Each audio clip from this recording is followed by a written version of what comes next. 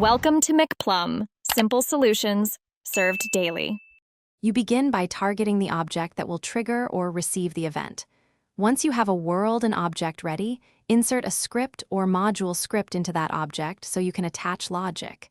Make sure to name the script clearly. Descriptive names prevent confusion later. Next, define the event name string and whether it will be local or server-side.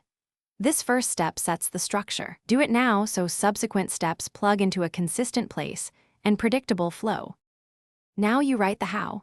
Implement the function that runs when the event fires. Use parameters to pass state or player info. Validate inputs to avoid runtime errors. Then hook the function to a bindable event for single process events or a remote event for client-server communication. Once connected, trigger the event in a controlled test and watch logs. This helps you confirm timing and data flow. Make iterative changes. Small tests save hours when moving from prototype to final behavior. Finish by polishing the event. Add cooldowns, clean up listeners on removal, and document expected payloads.